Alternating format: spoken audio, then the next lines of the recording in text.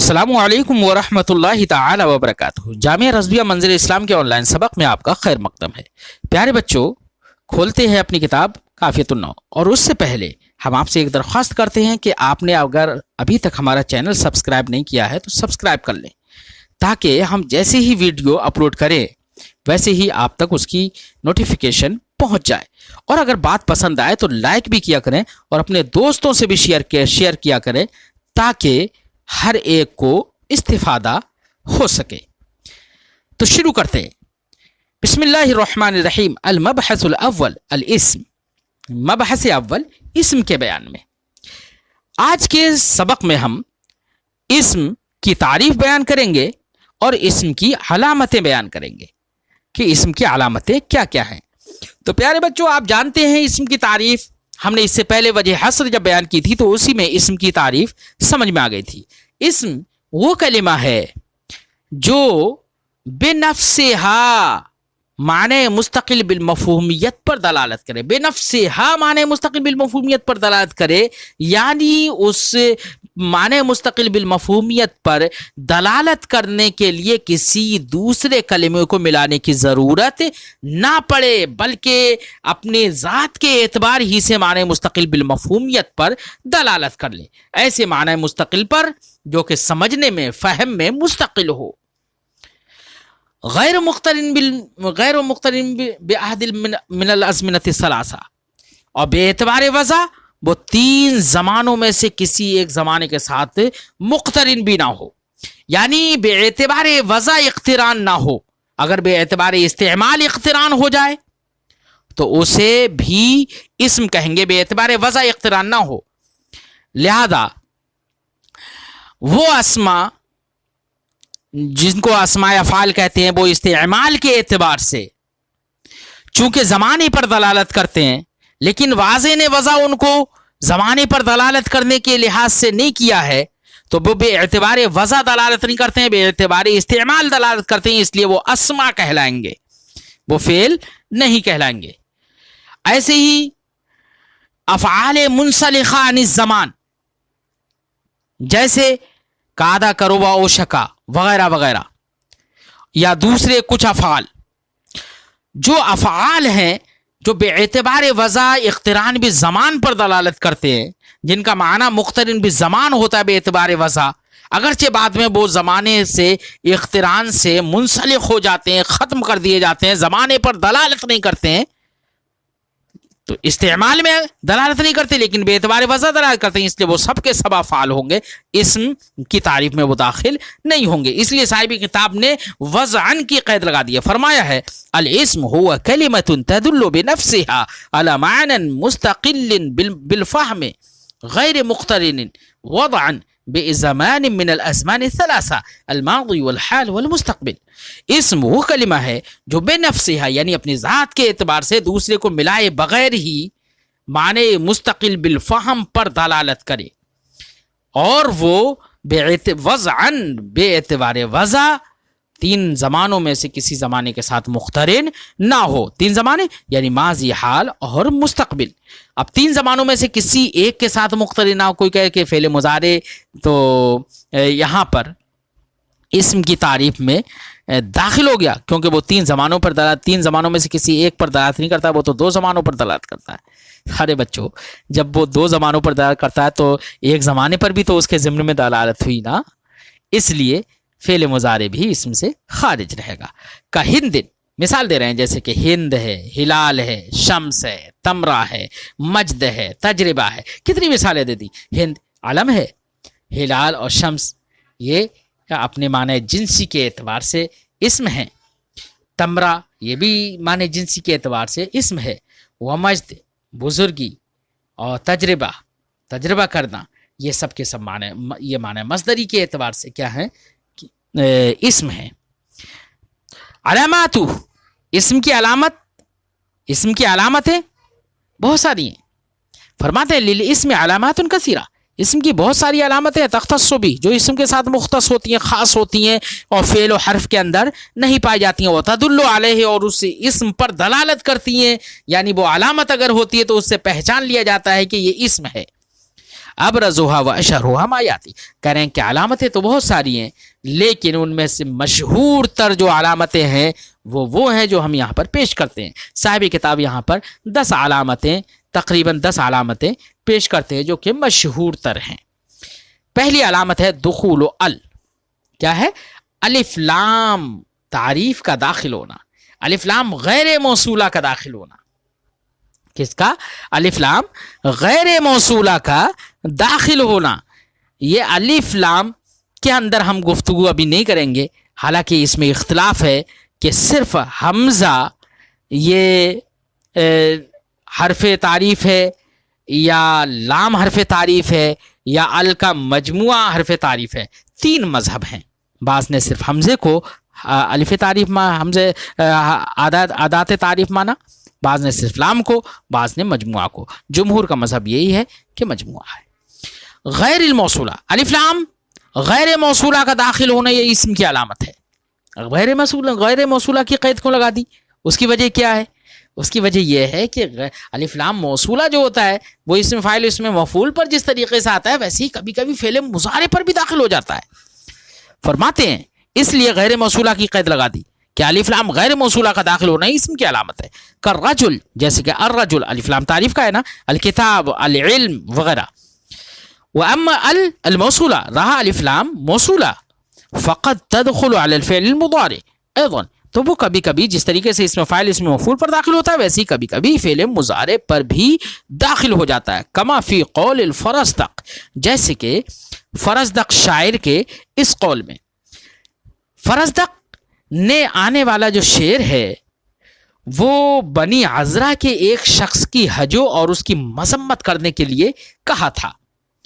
बनी अज़रा के एक शख्स ने जरीर शायर को फ़रज़दक़ पर और अख्तल पर बादशाह अब्दुल मलिक बिन मरवान की मौजूदगी में फजीलत दी थी और जरीर को अफजल करार दिया था अख्तल पर और फ़रज़दक़ पर। तो जब फ़रज़दक़ को यह बात पहुंची तो फ़रज़दक़ ने उस शख्स से, फजीलत देने वाले शख्स बनी अज़रा के एक शख्स की हजो और मजम्मत करते हुए ये शेर कहा। क्या? मा अंत बिल हकम तुर्दा हुकूमतुहु वलल असीली वलल ज़िर्राई वलल जदली। मा अंत नाफिया, अंत बिल हकम, हकम हाकिम, फैसला करने के लिए, दो मुतखासिमैन, दो झगड़ने वालों के दरमियान फैसला करने के लिए जिसको मुकर्रर कर दिया जाए वो हकम कहलाता है, हाकिम, फैसल। अतुर्दा, अतुर्दा देखो ये महल इस्तिशहाद है, अलिफ लाम यहाँ पर तुर्दा पर दाखिल हो गया। तुर्दा फ़ेल मुज़ारे है और उस पर अलिफ लाम मौसूला दाखिल हो गया है, बेमाना अल्लज़ी है ये। हुकूमतुहु ये तुर्दा का नाइब फ़ाइल है। वलल असील मा अंत बिल हकम, तो वलल असील का अत्फ़ है हकम पर, और ऐसी ज़िर्राय का भी, ऐसी ज़िल जदल का भी। अल असील का माना होता है शरीफुल हसब व नसब, और ज़िर्राय का मतलब अक्ल वाला, और ज़िल जदल का माना पुरजोर कलाम रखने वाला, अपने कलाम में ताकत और कुव्वत रखने वाला, जो अपने मद्दे मुकाबिल को खामोश कर दे। कह रहा है शायर, मा अंत बिल हकम तुर्दा हुकूमतुहु, ऐ कबीले अज़रा के शख्स, मा अंत बिल हकम तुर्दा हुकूमतुहु, तू ऐसा हाकिम नहीं है जिसके फैसले को लोग पसंद करते हो, और ना ही तू शरीफुल हसब व नसब है, और ना ही तू अक्ल वाला है, और ना ही मुनाजरा और मुजादला करने के वक्त मद्दे मुकाबिल को खामोश कर देने वाला है। यानी तो किसी लायक भी नहीं है, तो बेकार इंसान है। तो यहां पर महल इस्तिशाद क्या है? अत्तुर्दा, यहां पर अलिफ लाम दाखिल हो गया फ़ेल मुज़ारे पर, और अलिफ लाम कौन सा है? बेमाना अल्लज़ी, अलिफ लाम मौसूला है।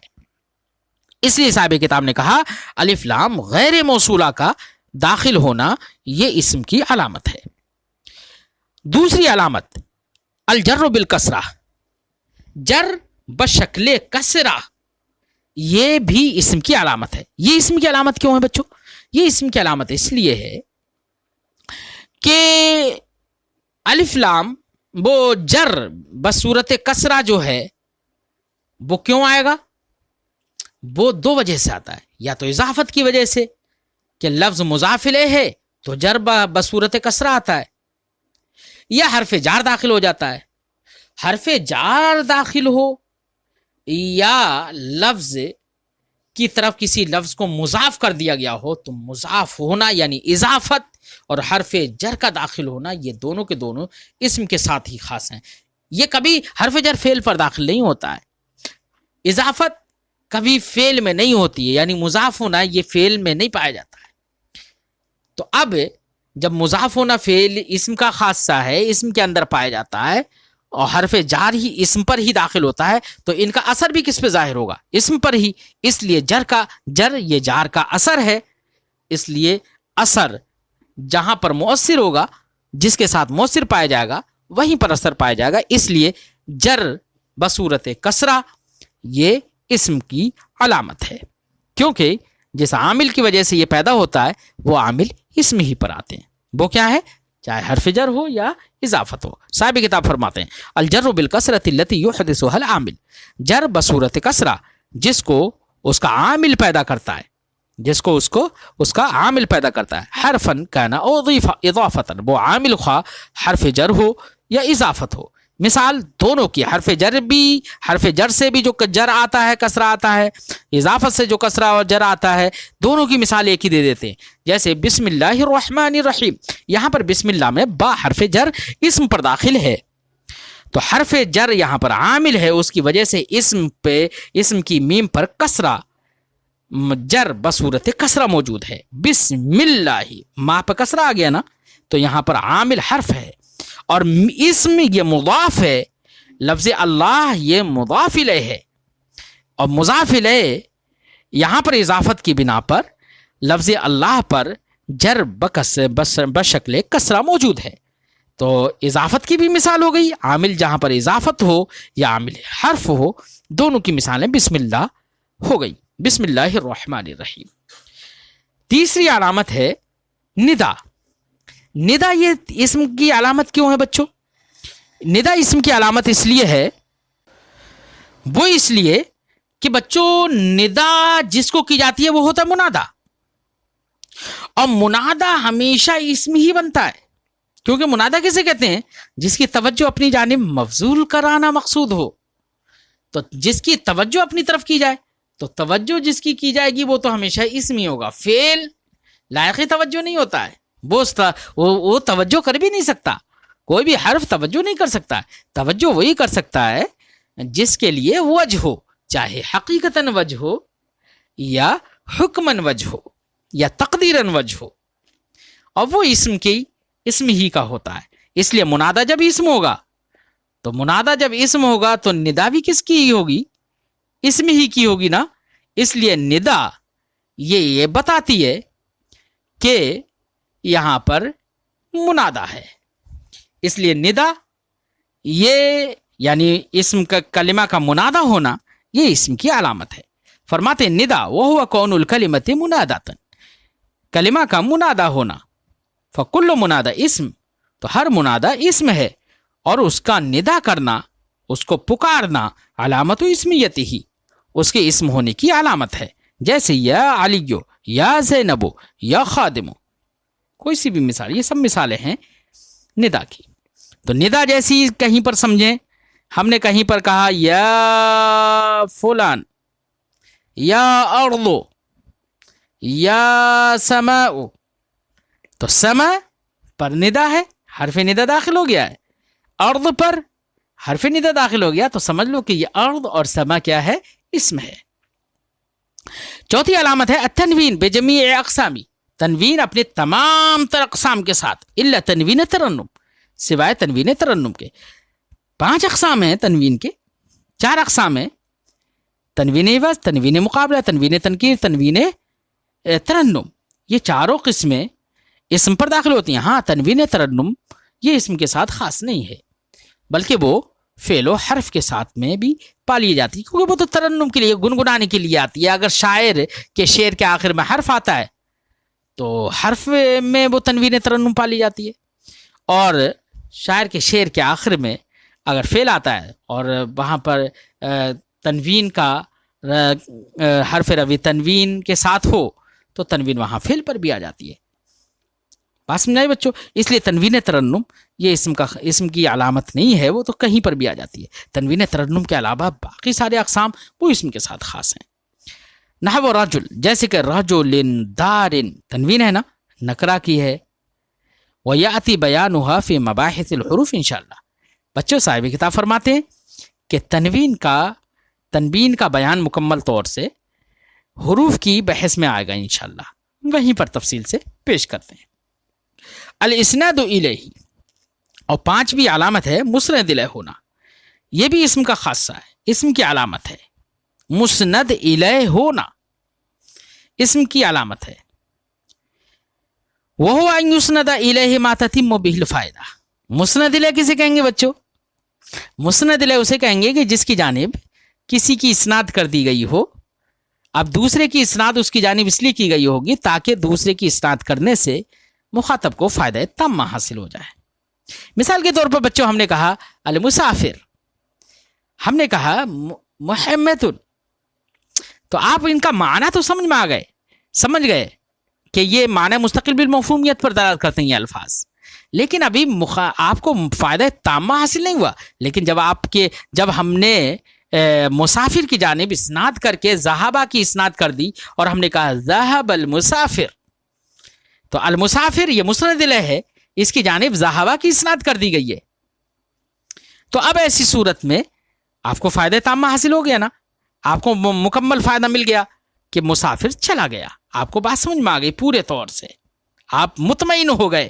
اب آپ کو انتظار نہیں رہے گا کہ المسافر کہا جائے تو آپ کو انتظار نہیں رہے گا کہ اس کی کوئی خبر آئے یا اس کا کوئی فعل آئے. انتظار اب نہیں رہے گا آپ کو. اسی لیے آپ نے نحویر میں پڑھا ہے کہ کہنے والا کہہ کر خاموش ہو جائے، سننے والے کو خبر یا طلب معلوم ہو. اس کا یہی مطلب ہوتا ہے بچوں.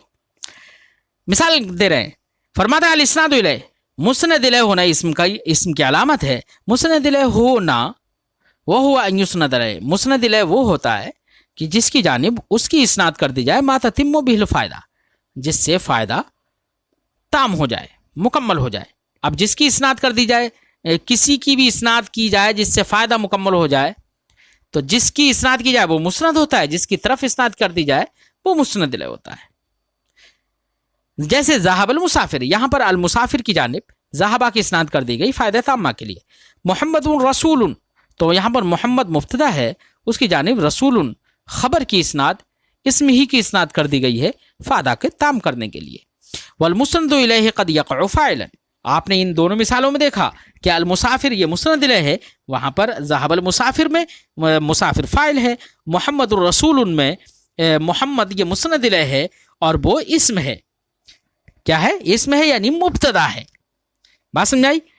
ایسے ہی مسند الیہ کبھی نائب فاعل بھی ہو جاتا ہے، جیسے ہم نے کہا سجن اللص، چور کو گرفتار کر لیا گیا، قید کر لیا گیا. تو یہاں پر اللص مسند الیہ ہے اور وہ نائب فاعل ہے. تو مسند الیہ فاعل بھی ہو سکتا ہے، مبتدا بھی ہو سکتا ہے، نائب فاعل بھی ہو سکتا ہے. فرماتے ہیں والمسند الیہ قد یقع فاعلا، مسند الیہ کا بھی فاعل ہوتا ہے، جیسے ضحک حسن، حسن ہنسا. اور نائب فاعل کبھی یا نائب فاعل بھی ہو سکتا ہے، جیسے سجن اللص، چور کو قید کر لیا گیا. کس کو؟ چور کو قید کر لیا گیا.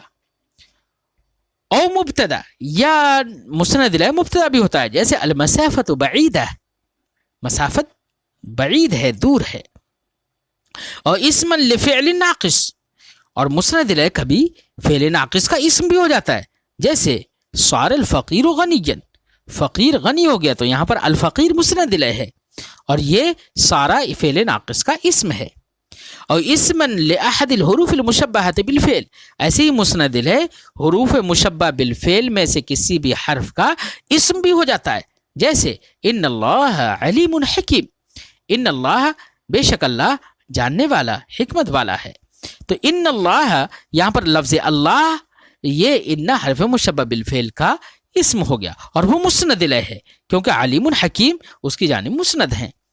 اور اسم للہ النافیہ للجنس، اور کبھی کبھی مسند الیہ لائے نافیہ للجنس یعنی لائے نفی جنس کا اسم بھی ہو جاتا ہے.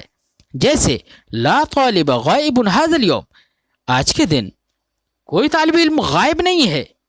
تو یہاں پر طالبہ یہ لائے نفی جنس کا اسم بن گیا اور یہ مسند الیہ ہے کیونکہ اس کی جانب غائب ھذا اليوم غائب کی اسناد ہے. اور اسم للاحرف التي تعمل عمل لیس، اور کبھی کبھی مسند الیہ ان حروف کا بھی اسم بن جاتا ہے جو حروف لیسا کا سا عمل کرتے ہیں، جو مشابہ بلیسا ہوتے ہیں. وہ کون سے دو حروف ہیں؟ ما اور لا. تو ان کا بھی مسند الیہ اسم بن جاتا ہے.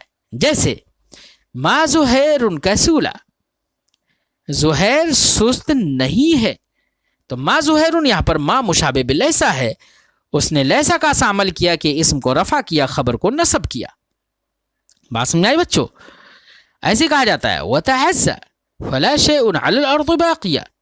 تعزى يتعزى باب تفعل سے صبر کرنے کے معنی میں فعل امر ہے. تعزى صبر کر، فلا شيء على الارض باقيا کیونکہ زمین پر کوئی چیز باقی رہنے والی نہیں ہے. تو لا شيء على الارض باقيا، چیز باقی رہنے والی نہیں ہے، کچھ بھی باقی رہنے والا نہیں ہے. تو یہاں پر شیء لا مشابہ باللیسا کا اسم بن گیا اور یہ مسند الیہ ہے کیونکہ باقین کی اس کی جانب اسناد ہے. بات سمجھائی بچوں؟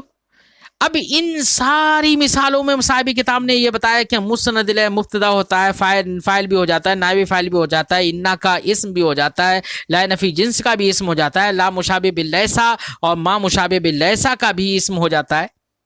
اب انہی ساری مثالوں میں آپ غور کریں گے تو مسند بھی تو ان سب میں بن گیا نا.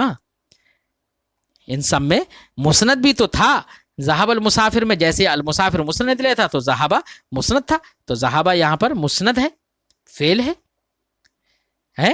ہم نے کہا نزال بمعنی وہاں پر انتا اس میں مستتر ہے، تو انتا جو مستتر ہے وہ تو مسند الیہ ہے، فاعل ہے. لیکن نزال وہ مسند ہے، اس میں فعل ہے وہ. تو مسند بھی کیا کیا بن جاتا ہے وہ صاحب کتاب آگے پیش کرتے ہیں. فرماتے بول مسند قد یقع فعلا، مسند کبھی فعل واقع ہو جاتا ہے جیسے ذہب المسافر میں ذہبہ، یا اس میں فعل واقع ہو جاتا ہے جیسے کہ نزالے میں نزالے، یا نزالے میں انت ضمیر تو مسند الیہ ہے مستتر، اور نزالے جو ہے یا اترک لے لیتے ہیں. اترک تو فعل امر ہی ہے، وہ اس میں فعل نہیں ہے. نزالے اس میں فعل ہے، تراکی اس میں فعل ہے. اور خبرا لمبتدا، یا مبتدا کی خبر ہو جاتا ہے جیسے المسافت بعیدۃ میں بعیدہ، یہ مبتدا کی خبر ہے اور مسند ہے. اور خبرا حرف مشبہ بالفعل، یا حرف مشبہ بالفعل کی خبر ہو جاتا ہے جیسے ان اللہ علیم حکیم میں علیم حکیم، یہ مسند ہے اور حرف مشبہ بالفعل کی خبر ہے. یا لا نفی جنس کی بھی خبر ہو جاتا ہے، ایسے ہی ان حروف کی بھی خبر ہو جاتا ہے جو لیسا کاسا التی تعمل عمل لیسا، جو لیسا کاسا عمل کرتے ہیں. مثالیں معقل میں گزر گئیں. لا طالبہ غائب ھذا اليوم، تو یہاں پر غائب یہ مسند ہے، لا نفی جنس کی خبر ہے. اور ما زہیر کسولن میں کسولن یہ مسند ہے اور ما مشابہ بلیسا کی خبر ہے. فلا تعزى فلا شيء على الارض باقیہ میں باقین یہ مسند ہے اور لا شیء لا مشابہ بلیسا کی خبر ہے. چھٹی علامت ہے تائے تانیث متحرکہ کو قبول کرنا. یہاں پر صاحب کتاب دو باتیں پیش کر رہے ہیں، ایک تو تائے تانیث متحرکہ اور دوسری یہ کہ وہ متحرک ہو اصالتاً. یہ دو باتیں، ایک تو تائے تانیث متحرکہ ہو، تو تائے تانیث متحرکہ ہو اس کا مطلب ساکنہ نہ ہو، کیونکہ تائے تانیث ساکنہ تو فعل میں بھی آ جاتی ہے، جیسے ضربت فعل میں آ گئی نا، متحرکہ ہونا چاہیے. اور اصالتاً کہہ کر اشارہ اس بات کی طرف کر دیا کہ وہ اپنی اصل کے اعتبار سے متحرک ہو، اگرچہ بعد میں کسی عارض کی بنا پر، سانس ٹوٹنے کی بنا پر वक्फ की बिना पर वो साकिन हो चुकी हो जाए। बात समझाई? तो असालतन वो क्या हो, मुतहर्रिक हो।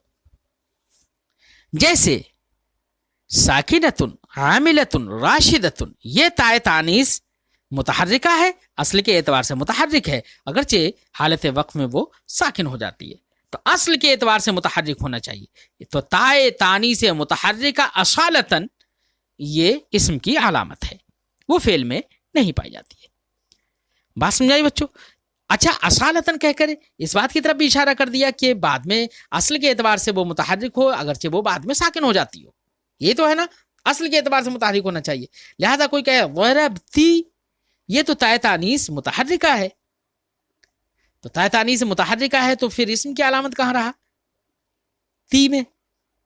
तो आप कहेंगे कि भाई वो हालत वक्फ में साकिन नहीं होती है। यहां पर मुराद वो है, वो ताए तानीस मुतहर्रिका मुराद है जो असल के एतबार से मुतहर्रिक हो और साकिन हो जाती हो। अब वो नहीं है। सातवीं अलामत है कौनुहा मुसग्गरा, कलिमा का मुसग्गर होना, तस्गीर वाला होना। तो तस्गीर अगर आती है तो ये भी इस्म की अलामत है बच्चों। किसी फेल और हर्फ की तस्गीर नहीं आती है, जैसे उबैद, रुजैल, कुरैश, है ना, ये सब के सब तस्गीर है। अब्द की तस्गीर उबैद, रजुल की तस्गीर रुजैल और करशुन की तस्गीर कुरैश। और आठवीं अलामत है लुहूक या तानीस बिन या निस्बत बिहा, कलिमा के साथ या निस्बत का लाहिक हो जाना। या निस्बत का लाहिक हो जाना, उसके आगे आखिर में लग जाना। जैसे या निस्बत, ये भी इस्म का अलामत है बच्चों, वो भी किसी फेल में नहीं पाई जाती। फरमाते हैं जैसे कि मक्कीयुन, मदनीयुन, हनफीयुन, कादरीयुन, इनमें सब में या निस्बत ही लगी हुई है, ये भी इस्म है। और नवी अलामत है इस्म कलिमा का मनऊत होना, यानी मौसूफ होना। मौसूफ होगा तो उसकी कोई ना कोई सिफत होगी ना, जब सिफत होगी वो मौसूफ होगा। मौसूफ होना भी इस्म की अलामत है, क्योंकि कोई भी फेल सिफत तो बन जाता है लेकिन वो कभी भी मौसूफ नहीं बनता। फरमाते हैं जैसे मुहिब बिन सादिक, नहव की इजाफत मुहिब बिन सादिकिन की जानिब, इसलिए वो मजरूर है।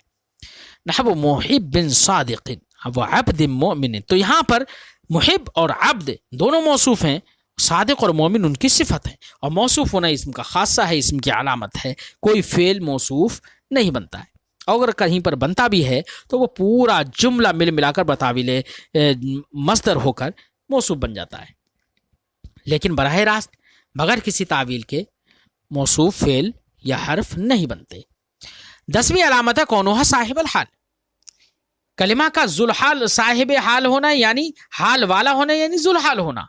जुलहाल होना भी इस्म की अलामत है, इस्म की पहचान है, क्योंकि कोई भी फेल जुलहाल नहीं होता है। हाल तो हो जाता है लेकिन जुलहाल नहीं होता।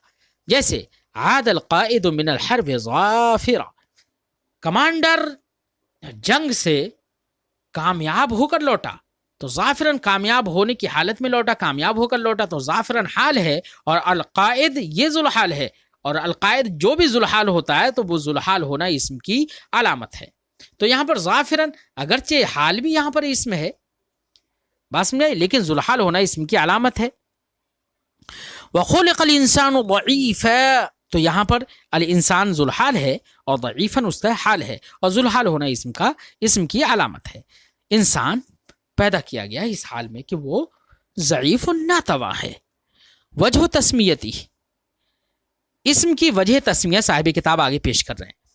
इस्म के अंदर सबसे पहली तो इस बात में इख्तलाफ है बसरियों और कूफियों के माबैन कि इस्म किससे मुश्तक है।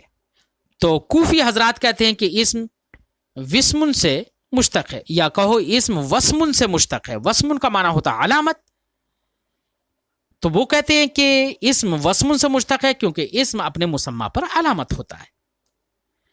लिहाजा उन्होंने ये किया कि वाव जो वस्मुन है बेमाना अलामत, उस वाव को शुरू से हज़फ करके उसके बदले में हमज़ा वस्ल लेकर आ गए और कह दिया इस्मुन।